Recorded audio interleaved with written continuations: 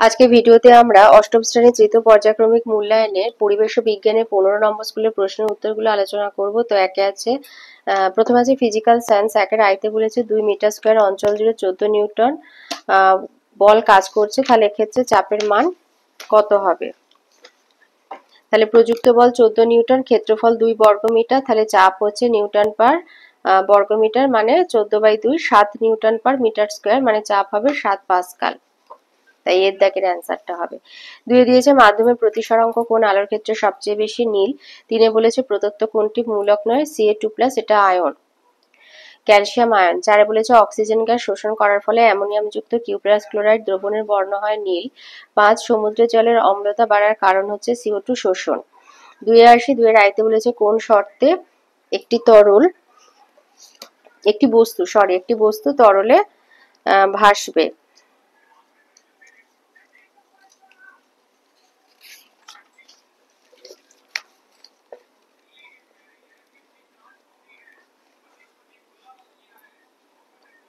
এই যে কোনো বস্তু যখন কোনো তরলে ভাসে, বস্তুর ওজনের মান আর বস্তু দ্বারা অপসারিত তরলের ওজনের মান সমান হয়। তাহলে কোন শর্তে ভাসবে না, বস্তুর ওজন এবং বস্তু দ্বারা অপসারিত তরলের ওজন সমান হলে বস্তুটি তরলে ভাসে। 2 বলেছে মাধ্যমের প্রতিসরাঙ্ক কাকে বলে।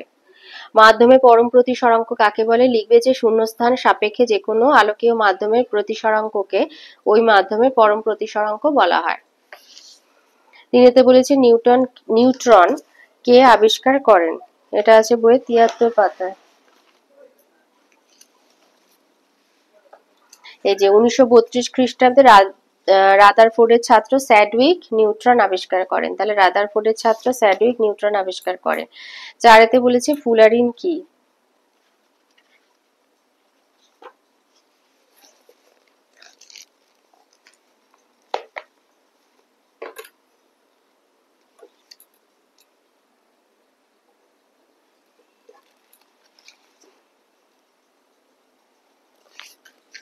তো লিখবে যে কার্বনের একটি নিয়তাকার রূপভেদ হচ্ছে ফুলারিন। কার্বনের একটি নিয়তাকার রূপভেদ হলো ফুলারিন। 1 নাম্বার আছে অথবা বলেছে বায়োগ্যাসের মূল উপাদান কি, মিথেন। 5 দিয়েছে অন্তর্ধৃতি কাকে বলে।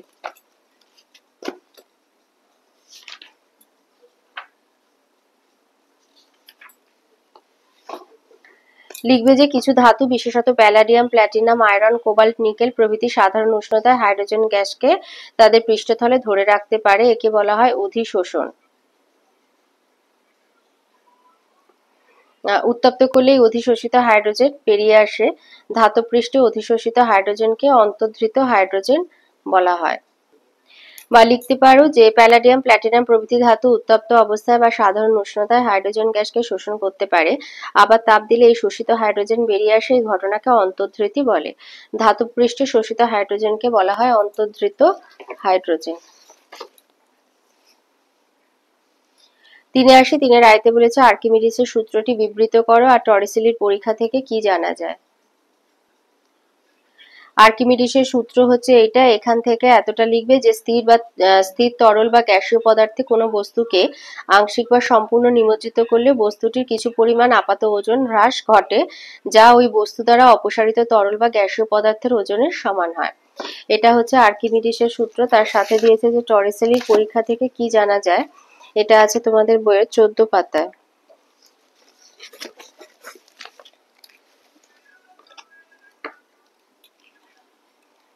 এই যে টরিসেলি, এই যে তিনি একই পরীক্ষা করেছিলেন জলের বদলে পারদ নিয়ে। তিনি দেখেছিলেন 76 সেমি উঁচু পারদ যে পরিমাণ চাপ দেয় তা বায়ুর চাপের সমান। তাহলে পরীক্ষা থেকে বোঝা গেল স্বাভাবিক অবস্থায় বায়ু যে চাপ দেয় তার পরিমাণ 10.3 মিটার উঁচু জলস্তম্ভ যে পরিমাণ চাপ দেয় তার সমান, এবং 76 সেমি উঁচু পারস্তম্ভ যে পরিমাণ চাপ দেয় তার সমান।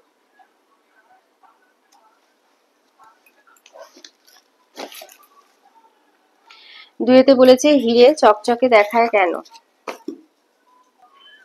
লিখবে যে হীরকের উপাদানের প্রতিসরাঙ্ক 2.42, কাঁচের ক্ষেত্রে প্রতিসরাঙ্ক 1.5। এছাড়া বায়ু সাপেক্ষে হীরের সংকট কোণ 24.5 ডিগ্রি হওয়ায় আলোকরশ্মি হীরকের মধ্যে প্রবেশ করার পর নির্গত হওয়ার সময় দুই মাধ্যম অর্থাৎ হীরক এবং বায়ুর বিভেদ তলে 24.5 ডিগ্রি অপেক্ষা বেশি কোণে আপতিত হলে রশ্মিটি বায়ু মাধ্যমে নির্গত না হয়ে হীরকের মধ্যেই ভিন্ন ভিন্ন তলে বারংবার পূর্ণ প্রতিফলিত হয়।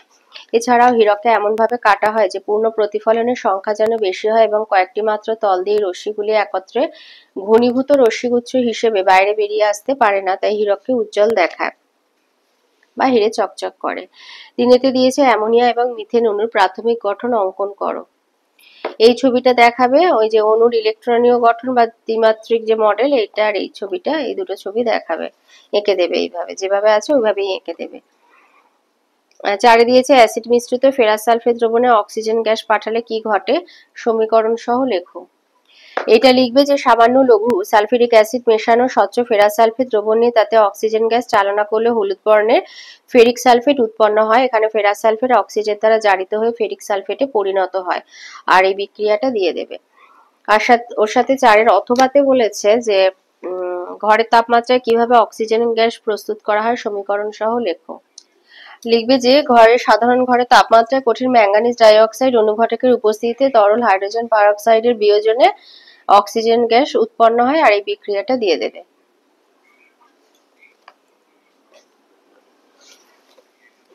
5 বলেছে শর্ত সহ ইউরিয়া প্রস্তুতির সমীকরণটি লেখো। এটা আছে বইয়ের 137 পাতায়। লিখবে ফসল ফলাতে চাই নাইট্রোজেন ঘটিত রাসায়নিক সার। সবচেয়ে বেশি নাইট্রোজেন ঘটিত সারগুলির মধ্যে অন্যতম হচ্ছে ইউরিয়া। 200 ডিগ্রি সেলসিয়াস তাপমাত্রা এবং 150 বায়ুমণ্ডলীয় চাপে কার্বন ডাই অক্সাইড আর অ্যামোনিয়ার বিক্রিয়াতে ইউরিয়া উৎপন্ন হয়। 200 ডিগ্রি সেলসিয়াস উষ্ণতা এবং 150 বায়ুমণ্ডলীয় চাপ, এটাই হচ্ছে বিক্রিয়ার শর্ত, মানে এটা অবশ্যই হতে হবে। 200 ডিগ্রি সেলসিয়াস তাপমাত্রা এবং 150 বায়ুমণ্ডলীয় চাপ অবশ্যই হতে হবে। এই চাপেতে কার্বন ডাই অক্সাইড আর অ্যামোনিয়ার বিক্রিয়াতে ইউরিয়া উৎপন্ন হবে। ওর সাথে দিয়েছে টেফলনের ধর্মগুলি লেখো। এই যে টেফলনের ধর্ম হচ্ছে উচ্চ গলনাঙ্ক বিশিষ্ট তড়িতের কুপরিবাহী রাসায়নিক পদার্থের প্রতি নিষ্ক্রিয়। উচ্চ গলনাঙ্ক বিশিষ্ট তড়িতের কুপরিবাহী আর রাসায়নিক পদার্থের প্রতি নিষ্ক্রিয়। অথবাতে বলেছে বায়োফুয়েল কি আর এলপিজি তাপন মূল্য কত। বায়োফুয়েল লিখবে যে উদ্ভিদ বা অণুজীবের মধ্যে আত্তীকরণ হওয়া কার্বন ঘটিত যৌগ থেকে উৎপন্ন জ্বালানিকে বায়োফুয়েল বলা হয়ে থাকে। যেমন হচ্ছে শর্করা বা স্টার্চ সমৃদ্ধ আখ বা ভুট্টা থেকে সন্ধান প্রক্রিয়ায় বায়ো ইথানল নামক বায়োফুয়েল উৎপন্ন হয়, যা গ্যাসোলিনের সঙ্গে মিশিয়ে যানবাহনে জ্বালানি হিসাবে ব্যবহৃত হয়। ওর সাথে দিয়েছে এলপিজির তাপন মূল্য কত।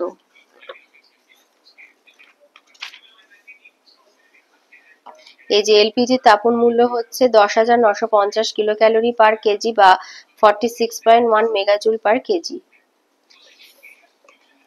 4 আয়তে দিয়েছে নিউটনের দ্বিতীয় গতিসূত্রটি লেখো।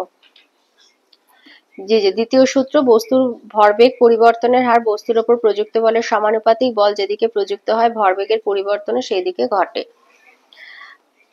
বলেছে 3 কেজি ভরের বস্তুকে পৃথিবী যে বল দিয়ে টানে সেই পরিমাণ বল 5 কেজি ভরের কোনো বস্তুতে প্রয়োগ করলে ওই বস্তুর ত্বরণ কত হবে। আচ্ছা, 1 কেজি ভরের কোনো বস্তুকে পৃথিবী 9.8 নিউটন বল দিয়ে টানে, তাহলে 3 কেজি ভরের বস্তুকে টানবে,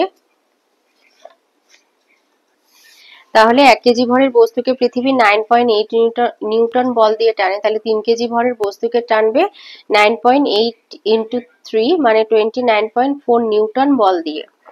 এবারে বলেছে বস্তুর ওজন হলো 5 কেজি, তাহলে নিউটনের দ্বিতীয় গতিসূত্র অনুসারে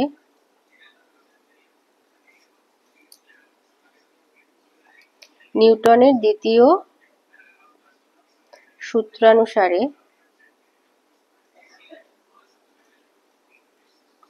F সমান ma। তাহলে এখানে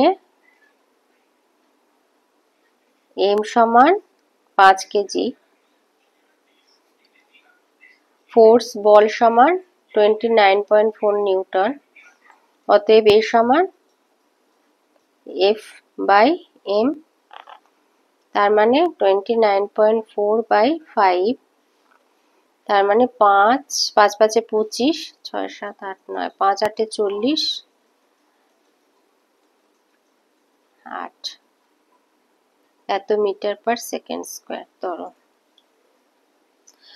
ওটা হিসাবটা ভুল হয়ে গেছে, এটা হবে 5.88 মিটার পার সেকেন্ড স্কয়ার বা 5.9 মিটার পার সেকেন্ড স্কয়ার ত্বরণ।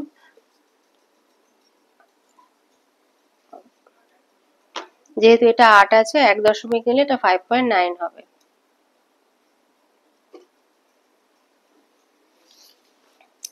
দুইতে বলেছে মরীচিকা কাকে বলে আর সদ্বিম্ব অসদ্বিম্বের পার্থক্য লেখো। মরীচিকা কাকে বলে এটা লিখবে যে পূর্ণ প্রতিফলন ঘটনার একটি প্রাকৃতিক দৃষ্টান্ত হলো মরীচিকার সৃষ্টি। এটা আলোর প্রতিসরণ ও পূর্ণ প্রতিফলন ঘটনার ফলে সৃষ্ট হওয়া আলোকীয় দৃষ্টিভ্রম। এর সাথে দিয়েছে যে সদ্বিম্ব আর অসদ্বিম্বের পার্থক্য।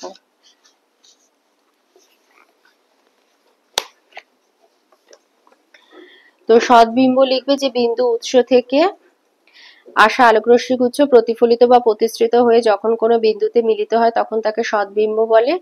আর অসদ্বিম্ব হচ্ছে আলোকরশ্মি গুচ্ছ প্রতিফলিত বা প্রতিসৃত হয়ে যদি দ্বিতীয় কোনো বিন্দু থেকে অপসৃত হচ্ছে বলে মনে হয় তাহলে ওই বিন্দুকে প্রথম বিন্দু বস্তুর অসদ্বিম্ব বলা হয়। সদ্বিম্ব সাধারণত বস্তু সাপেক্ষে উল্টো বা অবশীর্ষ হয়, অসদ্বিম্ব বস্তু সাপেক্ষে সোজা বা সমশীর্ষ হয়। সদ্বিম্ব চোখে দেখা যায়, পর্দাতেও ফেলা যায়, প্রতিবিম্বের অবস্থানে ফটোগ্রাফিক প্লেট বা ফ্রেম রাখলে ছবি ওঠে। অসদ্বিম্ব চোখে দেখা গেলেও পর্দায় ফেলা বা ছবি তোলা যায় না। সদ্বিম্ব হচ্ছে উত্তল লেন্স সাধারণত সদ্বিম্ব গঠন করে আর সমতল দর্পণে গঠিত প্রতিবিম্ব অসৎ হয়। সদ্বিম্বের উদাহরণ ক্যামেরায় তোলা বস্তুর ছবি হলো বস্তুর সদ্বিম্ব গঠনের উদাহরণ, আর অসদ্বিম্ব হচ্ছে সমতল দর্পণে সৃষ্ট প্রতিবিম্ব হলো অসদ্বিম্বের সদ্বিম্ব গঠনের দৃষ্টান্ত। তিনেতে বলেছে আইসোটোপ এবং আইসোবার কাকে বলে উদাহরণ দাও আর প্লাজমা কি। আইসোটোপ কাকে বলে? যেসব পরমাণু প্রোটন সংখ্যা সমান কিন্তু নিউট্রন সংখ্যা ভিন্ন তাদের পরস্পরের আইসোটোপ বলা হয়, যেমন প্রোটিয়াম, ডয়টেরিয়াম, ট্রিসিয়াম বা ট্রিটিয়াম। আর আইসোবার হচ্ছে ভিন্ন মৌলে যেসব পরমাণুর ভর সংখ্যা সমান তাদের পরস্পরের আইসোবার বলা হয়ে থাকে, যেমন হাইড্রোজেন, হিলিয়াম, কার্বন, নাইট্রোজেন এরা এক পরস্পরের আইসোবার। ওর সাথে আছে প্লাজমা কি।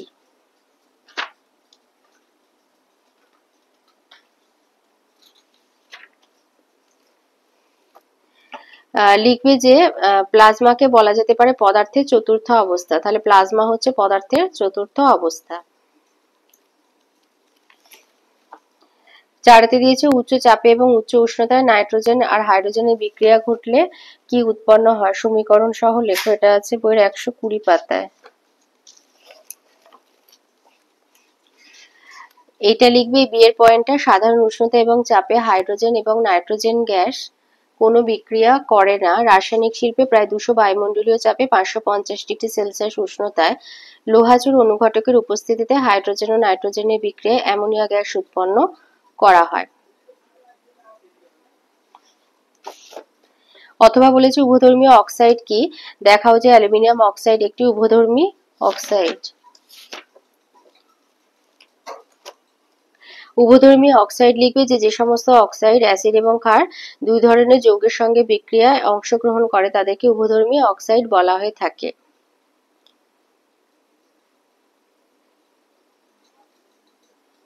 এই যে সমস্ত অক্সাইডগুলো অ্যাসিড এবং ক্ষার দুই ধরনের যৌগের সঙ্গে বিক্রিয়া করে লবণ ও জল উৎপন্ন করে তাদেরকে উভধর্মী অক্সাইড বলে। যেমন অ্যালুমিনিয়াম অক্সাইড হাইড্রোক্লোরিক অ্যাসিডের সাথে বিক্রিয়া করে অ্যালুমিনিয়াম ক্লোরাইড লবণ আর জল উৎপন্ন করে, আর সোডিয়াম হাইড্রোক্সাইডের সাথে বিক্রিয়া করে সোডিয়াম অ্যালুমিনেট লবণ এবং জল উৎপন্ন করে। তাই অ্যালুমিনিয়াম অক্সাইড হচ্ছে একটি উভধর্মী অক্সাইড। 5 বলেছে গ্রিন হাউস এফেক্ট কি। প্রোটিন কি জাতীয় পলিমার? প্রোটিন হচ্ছে বায়োডিগ্রেডেবল পলিমার। আর বলেছে গ্রিন হাউস এফেক্ট কি। এখান থেকে লিখবে যে পৃথিবীর বায়ুমণ্ডলে উপস্থিত কার্বন ডাই অক্সাইড, জলীয় বাষ্প সূর্য থেকে আগত ক্ষুদ্র তরঙ্গ দৈর্ঘ্য বিশিষ্ট রশ্মিকে পৃথিবীতে আপতিত হতে দেয়, কিন্তু পৃথিবীর পৃষ্ঠ থেকে দীর্ঘ তরঙ্গ দৈর্ঘ্যের ইনফ্রারেড রশ্মিকে মহাশূন্যে ফিরে যেতে দেয় না। ফলে পৃথিবীকে ঘিরে তার সংলগ্ন বায়ুমণ্ডল একটি উষ্ণ আবহাওয়া সৃষ্টি করে। এই প্রক্রিয়াকে গ্রিনহাউস প্রভাব বা গ্রিনহাউস এফেক্ট বলে। তাহলে প্রোটিন হচ্ছে একটি বায়োডিগ্রেডেবল বা জৈব ভঙ্গুর পলিমার। আর বলেছি ইলেকট্রিক বর্তনীতে কৃত্রিম হিরে ব্যবহার করা হয় কেন। এই উত্তরটা লিখবে যে ঘরের উষ্ণতায় অর্থাৎ 25 ডিগ্রি সেলসিয়াসে হীরের তাপ পরিবাহিতা যে কোনো ধাতু অপেক্ষা বেশি, তাই বর্তমানে কৃত্রিম হীরের সূক্ষ্ম পাতের উপর ইলেকট্রনিক বর্তনী তৈরি করা হয়। হীরে তাপে সুপরিবাহী হওয়ায় বর্তনীতে উৎপন্ন তাপ হীরে পাতের মধ্যে দিয়ে দ্রুত ছড়িয়ে পড়ে, ফলে বর্তনী ঠান্ডা থাকে এবং ভালোভাবে কাজ করতে পারে। অথবা বলেছে ভূতাপ শক্তি থেকে কিভাবে বিদ্যুৎ উৎপাদন করা হয় লেখো। এই উত্তরটা লিখবে যে অগ্ন্যুৎপাতের সময় আগ্নেয়গিরি থেকে যে গলিত ম্যাগমা নির্গত হয় তা বাইরে এসে শীতল হওয়ার সময় প্রচুর তাপ নির্গত করে। সেই তাপে প্রথমে শিলাস্তর ও পরে মাটির তলার জল গরম হয়। মাটিতে নল ঢুকিয়ে এই গরম জল থেকে প্রাপ্ত স্টিমের সাহায্যে টারবাইনের চাকা ঘুরিয়ে বিদ্যুৎ উৎপাদন করা হয়। ভূতাপ শক্তি থেকে উৎপন্ন বিদ্যুৎকে শীতপ্রধান দেশে ঘরবাড়ি গরম রাখা, বিভিন্ন শস্য, কাঠ প্রভৃতি থেকে আর্দ্রতা দূর করতে ব্যবহার করা হয়। ওর সাথে রয়েছে পরীক্ষাগারে কার্বন ডাই অক্সাইড প্রস্তুতির সমীকরণটা লেখো। শুধু সমীকরণ দিলে হবে তো, এটা তোমাদের বই 139 পাতায় আছে। এই যে এই সমীকরণটা দিয়ে দেবে। ক্যালসিয়াম কার্বনেট আর হাইড্রোক্লোরিক এই বিক্রিয়া calcium chloride, carbon die oxide, জল উৎপন্ন হয়। এই বিক্রিয়া সমীকরণটা দিয়ে দেবে। এবারে আসি লাইফ সায়েন্সে একের আইতে বলেছে জীবাণু পাচন করে ধ্বংস করার সময় শ্বেত রক্তকণিকায় যে অঙ্গাণুর সংখ্যা বাড়ে সেটি লাইসোজোম। দুয়ে দিয়েছে কলেরা রোগের জীবাণু হলো এক প্রকার ব্যাকটেরিয়া। তিনেতে বলেছে অ্যান্টি ডায়াবেটিক হরমোন হলো ইনসুলিন। 4 সমুদ্র ফেনা তৈরি হয় কাটেল ফিশ থেকে। 5 পিপেরাইন থাকে গোলমরিচে। দুইয়ের আইতে 1 ন্যানোমিটার মানে 1000 মাইক্রোমিটার। 2 ব্যাকটেরিয়া কোষে প্রকৃত নিউক্লিয়াসের পরিবর্তে পেঁচানো ডিএনএ থাকে। 3 টেস্টোস্টেরন খরিত হয় শুক্রাশয় থেকে। 4 কেল্প হলো আসলে এক ধরনের সামুদ্রিক শ্যাওলা। 3 স্তম্ভ মেলানো অভয়ারণ্য, ইনসিটু সংরক্ষণ, লাল ধুনা, শালগাছের আঠা, মুনফেস, কর্টিসল, স্ট্রেপ্টোমাইসিন হবে অ্যান্টিবায়োটিক। 4-এ আসি। 4-এর আয়তে দিয়েছে খাদ্য সঞ্চয়কারী প্লাস্টিডকে কি বলে লিউকোপ্লাস্টিড। 2 দই তৈরিতে সাহায্যকারী ব্যাকটেরিয়ার নাম হলো ল্যাক্টোব্যাসিলাস। 3 এসটিএইচ এর সম্পূর্ণ নাম সোমাটোট্রফিক হরমোন। 4 সাগর কুসুমের কোষিকায় কোন কোষ থাকে? দংশক কোষ থাকে। 5 গাছের ছাল থেকে পাওয়া যায় এমন একটি মশলার নাম দারুচিনি। 5-এ আসি। 5-এর আয়তে দিয়েছে উদ্ভিদ কোষ আর প্রাণী কোষের 2টি পার্থক্য লেখো।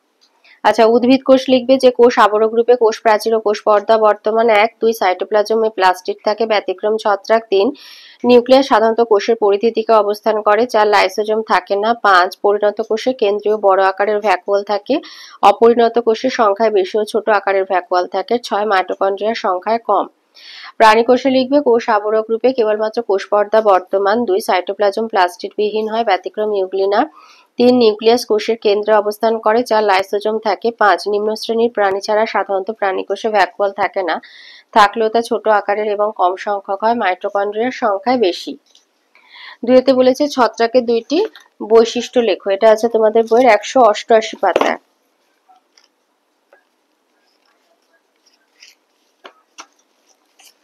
ছত্রাকের 2টি বৈশিষ্ট্য দিতে বলেছে। এখানে আছে টোটাল 4টে বৈশিষ্ট্য। এক লিখবে যে দেহ এককোষী গোলাকার ইস্টের ক্ষেত্রে বা সরু সুতোর মতো অংশ দিয়ে তৈরি। এই সুতোর মতো অংশের নাম হলো হাইফি। হাইফি বেশিরভাগ ক্ষেত্রে শাখা প্রশাখায় ভাগ হয়ে নিজেদের মধ্যে জট পাকিয়ে মাইসেলিয়াম নামে একরকম গঠন তৈরি করে। মিউকর পেনিসিলিয়াম ছত্রাকে এই ধরনের গঠন দেখা যায়। 2 এদের কোষে কোষপ্রাচীর, নিউক্লিয়াস, নানা অঙ্গাণু থাকলেও ক্লোরোপ্লাস্ট থাকে না, তাই এরা নিজেদের খাদ্য তৈরি করতে পারে না। 2 এদের কোষপ্রাচীর কাইটিন দ্বারা গঠিত। আর 3 এরা জলস্থলে আলোর উপস্থিতি বা অনুপস্থিতি থাকতে পারে। তো যে কোনো দুটো বৈশিষ্ট্য দিয়ে দেবে। 3-তে বলেছে ইস্ট্রোজেনের 2টি কাজ লেখো। এটা আছে তোমাদের বই 226 পাতায়।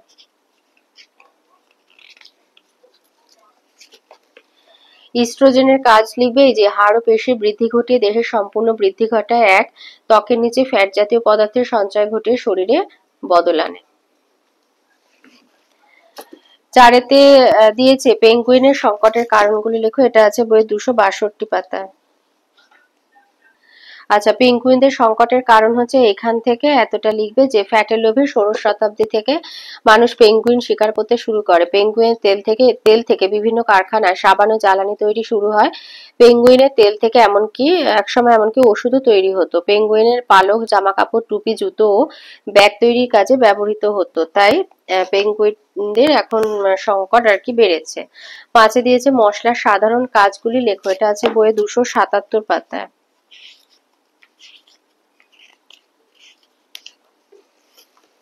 এই যে কি কি কাজে লাগে মশলা, মশলার কাজ হচ্ছে এইগুলোই। এখানে আছে 4টে। 1 হচ্ছে জুলো খাবারে স্বাদ আনতে সাহায্য করে। 2 হচ্ছে সংরক্ষক রূপে, যেমন আচার, চাটনি ইত্যাদিতে কাজ করে। 3 লালা রসের ক্ষরণ বাড়িয়ে হজমে সাহায্য করে। 4 মুখগহ্বরকে ক্ষতিকারক জীবাণুমুক্ত রাখতে সাহায্য করে। ছয়ে দিয়েছে, ছয়ের আয়তে বলেছে নিউক্লিয়াসের চিত্র অঙ্কন করে ক্রোমাটিন জালিকা এবং নিউক্লিওলাস দেখাতে। এটা আছে তোমাদের বইয়ের 174 পাতায়, যে নিউক্লিয়াসের ছবিটা দেওয়া আছে, ক্রোমাটিন জালিকা, নিউক্লিওলাস। এই যে ক্রোমাটিন জালিকা আর এটা হচ্ছে নিউক্লিওলাস। তো সবগুলো ডান দিকে লেবেলিং করবে আর এই ছবিটা এঁকে দেবে। আচ্ছা, 2 নম্বর বলেছে মিথজীবিতা কাকে বলে আর ভাইরাসের জিনের প্রকৃতি লেখো। মিথজীবিতা কাকে বলে লিখবে, দুটি ভিন্ন গোষ্ঠীর জীবের একে অপরের সহযোগিতায় বেঁচে থাকার ধর্মকে মিথজীবিতা বলা হয়। উদ্ভিদের ক্ষেত্রে মিথজীবিতা দেখা যায় ছত্রাক এবং শৈবাল মিলিতভাবে লাইকেন গঠন করে বেঁচে থাকে। এক্ষেত্রে ছত্রাক শৈবালকে জল ও খনিজ লবণ সরবরাহ করে, আর শৈবাল খাদ্য তৈরি করলে ছত্রাক তা শোষণ করে। আর প্রাণী হচ্ছে জাপ পোকা বা এফিড গাছে শর্করা সমৃদ্ধ রস শোষণ করে শর্করা সমৃদ্ধ বর্জ্য পদার্থ হানিডিউ ত্যাগ করে। এই হানিডিউ খাবারের জন্য পিঁপড়েরা জাপ পোকাদের লালন পালন করে এবং তাদের শত্রুদের হাত থেকেও রক্ষা করে। আর ওর সাথে দিয়েছে যে ভাইরাসের জিনের প্রকৃতি, এটা তোমাদের বইয়ের 189 পৃষ্ঠায় আছে। এই যে ভাইরাসের জিনের প্রকৃতি লিখবে, এদের কোষাবরণী সাইটোপ্লাজম বা নিউক্লিয়াস থাকে না, পরিবর্তে প্রোটিনের তৈরি খোলকের মধ্যে নিউক্লিক অ্যাসিড, ডিএনএ বা আরএনএ থাকে।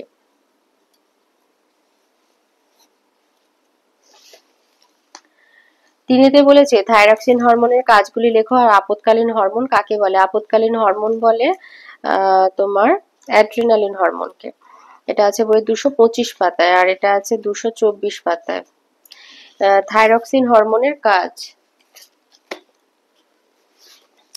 এই যে থাইরক্সিন হরমোনের কাজ, 1 নম্বর হচ্ছে থাইরক্সিন হরমোন হৃৎপিণ্ডের স্পন্দন হারকে বাড়াতে সাহায্য করে। 2, এই হরমোন আমাদের শরীরের শক্তি উৎপাদনকে প্রভাবিত করে। 3, আমাদের শরীরের কোষগুলিতে অক্সিজেনের ব্যবহারকে বাড়িয়ে দেয়।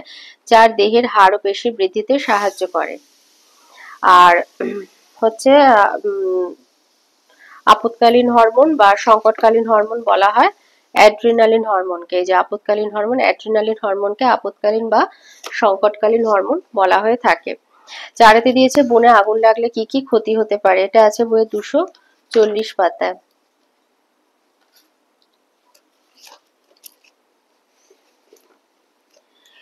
লিখবে যে 1 হচ্ছে বন ছাড়া মানুষের বেঁচে থাকা সম্ভব নয়। আগুন লেগে বন নষ্ট হলে বাতাসে কার্বন ডাই অক্সাইডের ঘনত্ব বাড়তে থাকে আর অক্সিজেনের ঘনত্ব কমতে থাকে, ফলে পরিবেশের তাপমাত্রা ক্রমশ বাড়তে থাকে। 2 হচ্ছে বনের মাটি আর গাছের পাতা বৃষ্টিপাতের প্রায় 50% শুষে নেয়। বনে আগুন লাগার পর মাটি ও গাছের পাতার সেই ক্ষমতা আর থাকে না, ফলে বন্যার সম্ভাবনা বৃদ্ধি পায়। 3 হচ্ছে বড় গাছগুলো পুড়ে যাওয়ার ফলে প্রবল বৃষ্টিপাতের সময় মাটির ক্ষয় বেড়ে যায়। দাবানলের পর প্রথম বৃষ্টিপাতের সময় জলে ছাই মিলে যাওয়ায় জল দূষণ হতে পারে। আর 4 হচ্ছে বনে আগুন লাগলে বহু প্রাণীর তৎক্ষণাৎ মৃত্যু হয়, বাকিরা আশ্রয় হারিয়ে ফেলে। 5 বলেছে নিম, বেল এবং ঘৃতকুমারীর একটি করে ঔষধি গুণ লেখো। তো 230 পাতা 83 পাতা থেকে মোটামুটি পরপর ওগুলো আছে। তো প্রথমে 283 পাতায় আছে নিমের ঔষধি গুণ, তো যে কোনো একটা বলেছে, এখানে মোটামুটি 9টা আছে। তো প্রথম এটা লিখে দেবে যে বহুমূত্র রোগের ক্ষেত্রে নিম পাতার রস খুব উপকারী। এরপরে আছে বেল, বেল লিখবে, বেলে থাকে মিউসিলেজ আর পেকটিন যা কোষ্ঠকাঠিন্যের অব্যর্থ ওষুধ। আর তারপরে দিয়েছে ঘৃতকুমারী, ঘৃতকুমারী লিখবে যে 2 দাগের পয়েন্টটা দেখবে যে অ্যাসিডের আধিক্য, রক্তের ঘন হয়ে যাওয়ার প্রবণতা, দূষণজনিত চাপ ও অস্থিসন্ধির প্রদাহ কমাতে ঘৃতকুমারী পাতার নির্যাস ব্যবহার করা হয়।